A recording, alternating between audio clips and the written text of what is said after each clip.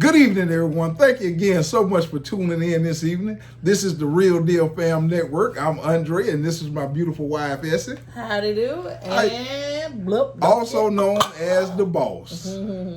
Again, we both like to thank y'all so much for supporting us. And if you would, could you hit that subscription button as well as the notification bell so you can be the first to get the videos as they come in. And also gives us a thumbs up. Thank y'all again so much. Tonight we've got a fresh topic that we think is very interesting. We titled it "The State of the Black Church." Hallelujah. We got our Sunday best on. Yes. Something that most people are familiar with all over the country. I think the first thing we want to start with, we want to dive right into is, I would like to ask you a question, honey. What do you think the purpose or the role of the black church played back in the day? Back in the day? I think it was the institution that gave black people voice. It gave them hope. It gave them opportunity to have leaders. And it gave opportunity to congregate and to be able to pull all their economic resources and have power. That was the source of black power. Definitely. I can remember that as growing up as a young man. When I went to church, you would see so much pride, so just people coming from everywhere, getting off from work, all kinds of things. Because I went a couple times with my auntie. She went to a sanctified church, so they would have you locked in there. My cousins would be just, oh Lord, we in here all day. Couldn't leave. No, you couldn't leave. You couldn't pick your feet up and shuffle. No, you couldn't do that. You was just there all day. But it was a beautiful experience. We had a great time. It was a very strong sense of family. It was a very strong sense of community. And for everybody there, I think it served a great purpose in giving them somewhere to go in communion together and get an idea of what it's like to really be family and community. Something that's probably a little bit lacking today. Right. I mean, that's the state of what's going on now. People think staying in your house and, getting your word offline. Even the kids in general, besides church, they don't go outside and play anymore. People just tend to stay inside indoors, and they go to work or go to school and come back. Yes, definitely. With the advent of technology, everybody's streaming church online now, so people feel like I don't really need to physically attend the service. I can just watch it on TV and get all my feelings in that way. But there is a certain thing about going to a building and being around other folks and fellowshipping and things like that. But, we're the generation today and society today, everybody working, everybody got obligations. So it makes it much more convenient and you still be able to get your word in.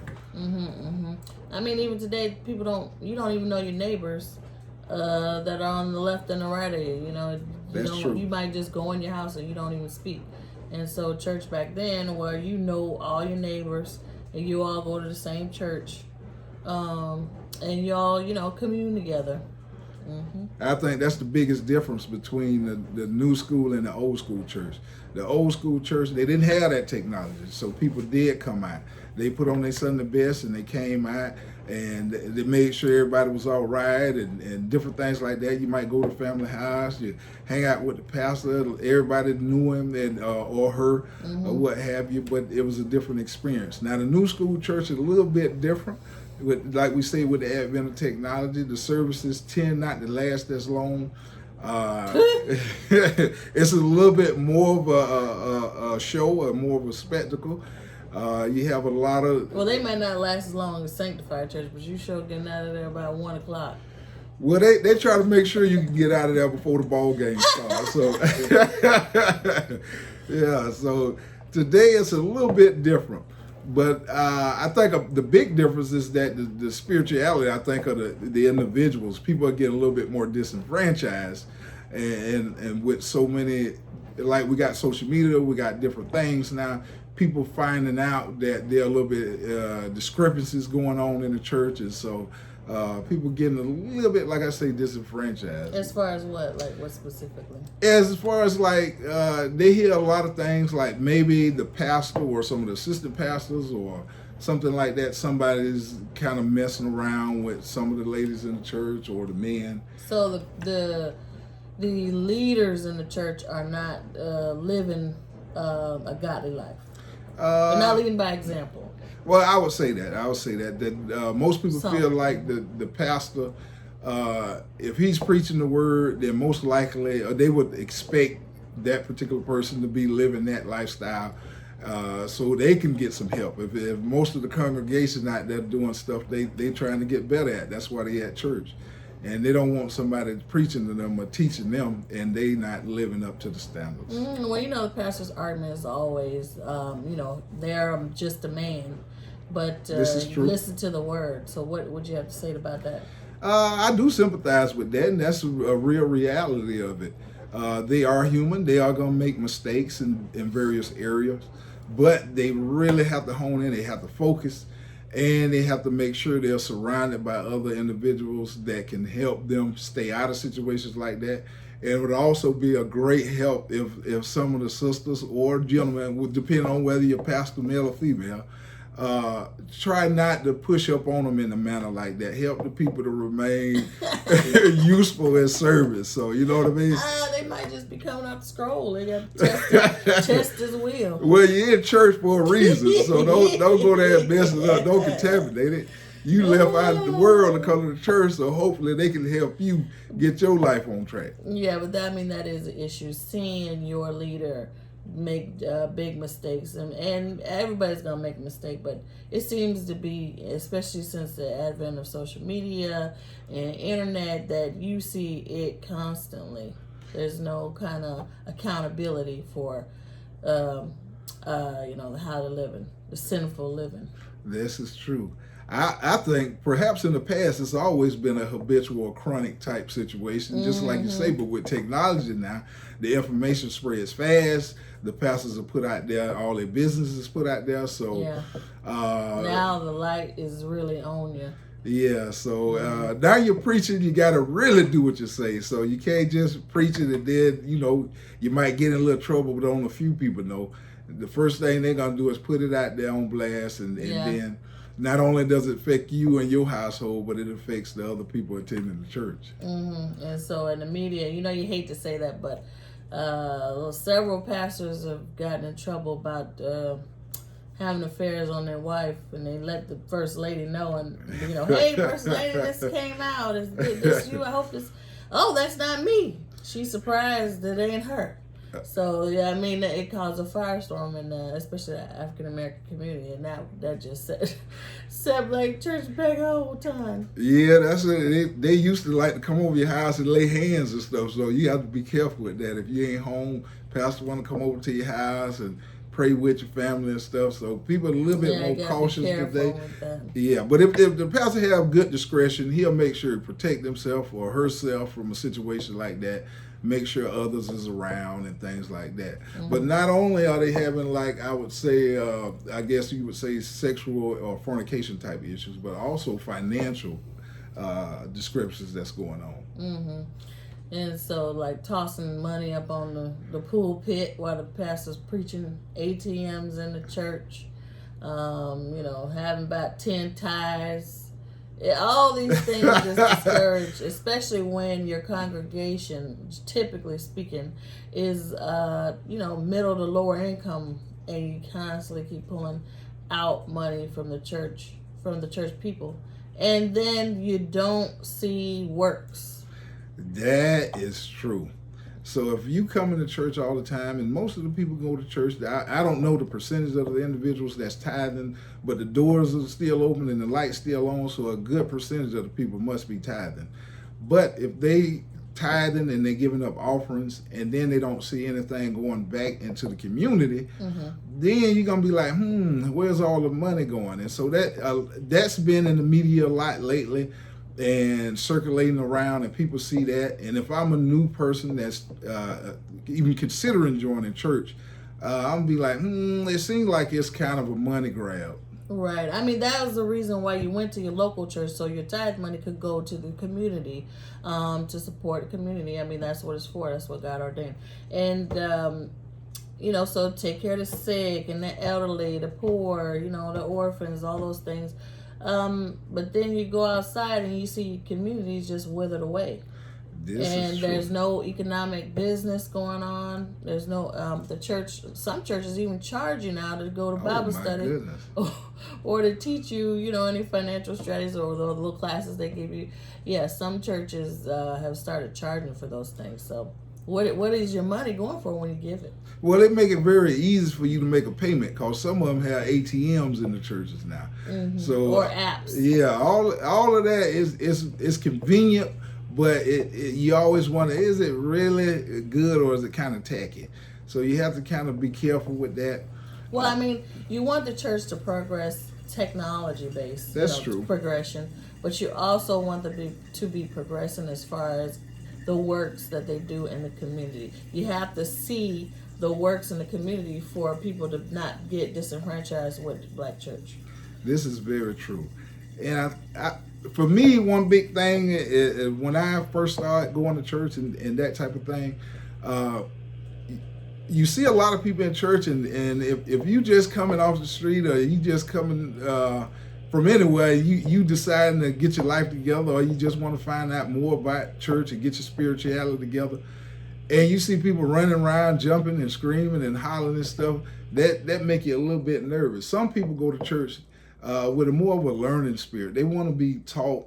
They want things to make sense to them. They don't really want the energy and the vibe of just hooping and hollering, and then you leave out of church and you still doing the same things you did before you went. Well, yeah, those are called baby Christians, and so sometimes you have to feed them at where they're at. That's true. But if you've been in a church a long time, you need a plate. Yeah. You need a buffet. You need to take it in, and so you need to be learning constantly, and that's the thing. A lot of churches are not going into, especially in the times that we're in, and giving you information that you need to know in order to be able to watch out for, the times that we're in. And so basically you come out feeling empty, like what'd you go there for? Right, and that will affect attendance. And based on all the reports out there, in the last 20 years, the attendance has went down considerably across all different demographics. Whether it's a black church, white church, Catholic church, or Pentecostal, it doesn't matter. The numbers are down. About 20%. Yeah, the Catholic church attendance has suffered the most, being that they've been in the media a lot more for various issues. With that sexual scandal. Right. With children. And the Christian church has basically suffered a lot. You got millennials and younger folk who typically don't attend church at the same levels older people do, or married couples. And they seem to be becoming a little bit more preoccupied with all the technology and stuff. So they don't focus as much on that. So I think that's what's affecting the numbers in terms of the Christian church. Well, a lot of people are watching the TV evangelists, and so that is another problem for the community. If you're watching the TV evangelists, which they're great, some of them are really good. Yes. But once again, if you're not attending your local church, you're not able to give your tithe to your community and improve your community, or even to be able to congregate and arrange political advancement for African Americans. That's true. I agree with that. But I guess some people will make the argument that they getting fed by, let's say, a TV evangelist, and they feel like that particular pastor or ministry is ministering to them perfectly, and it's right what they need, and so they typically going to support the people who's giving them what they need. So sometimes that can be a catch-22. If you're growing and somebody from TV helping you grow and be a better person, then that might be for you. But if you can, you want to definitely try to find, that's what they recommend. You find a church that's local. It just helps support the community that you're around. We're just talking about the issues that are making the church go, downfall. Some of them, it's just like with the Republican but Democratic Party, with most of the money is going to just a few of the preachers and pastors, and the rest of the money is being siphoned out of the communities, and they don't have that much. The congregation is going down. So those things you have to look at. That is true. That's why I think another thing is important is that you back in the day, the old school church used to have more of a hands-on more of a personal experience with your pastor. So you had a better idea of what was going on with the churches. But the churches today have grown considerably in you size. didn't have mega churches. I find when I go to a mega church, it doesn't, just like you said, doesn't feel like home. You don't get that personal feeling that you should get when you go to church. When you want people, you're supposed to get together in groups and have people know you. You don't. You just look at an abyss of people like you went to a concert or something. So yeah, I mean that's not enticing. Yeah, that's definitely has attributed also to the attendance decline, I'm sure. But the black church at this point, what do you think they can do to kind of help it move forward in the future? Start doing works in the community. That is true. They have different programs now, or laws set up where they prohibit you from arranging political events and stuff in church. So you kind of have to go around after church or whatever and let the people arrange it themselves. Still, there still needs to be more work, more done in that manner. Whatever you got to do to get it done, you got to do it, and not just on Sunday. You can't just do works on Sunday or Wednesday, whenever Bible study is. You got to get out there. How come there should be a lot more programs like the government's cutting Meals on Wheels? Well, what about the churches? Right. Instead of having to file a paper slip saying you paid your tithes, can I have a free food basket? You know what I mean? You need to just be doing the works in the community. Mm-hmm. I think that's perfect. I think that's the whole concept of giving to the church. You feel like you get something back to improve your life, and there's nothing wrong with going, and then the church gives back out to the community. Mm-hmm. It does take money to keep the church operating, and the people who are ministering to you, if they're going to be doing a good job, most of the time they can't hold down a second job, so they do need a salary and things of that nature. Right, but when you see a pastor driving a Bentley and the congregation is rolling up in hoopties, we got a problem.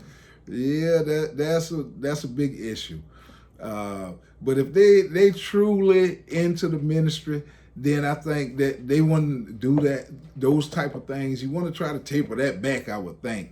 That's the problem. Yeah, that you want to be a little modest. All this flashiness in front of poor people, and you want them to consistently keep giving out their money.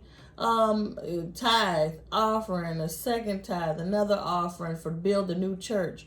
Give up your lunch money. I mean, the list goes on. You're gonna donate to Susie Orville over here? I mean, my goodness. Well, if they expect the black church or any church to continue to thrive in the future, those are some of the issues they're going to have to work out. The money is kind of tight these days. The donations are down at church, I'm sure. And by you asking for multiple offerings and tithes constantly, that does kind of put a strain on your congregation. So you definitely want to be in touch to your congregation's financial situation and things of that nature. But the black church, I think it'll survive. Hopefully they have a renaissance, and it's out of genuine love for people. And that's the only way I think it's going to happen, because people are becoming, like me and my wife said earlier, disenfranchised with the whole organization and institution.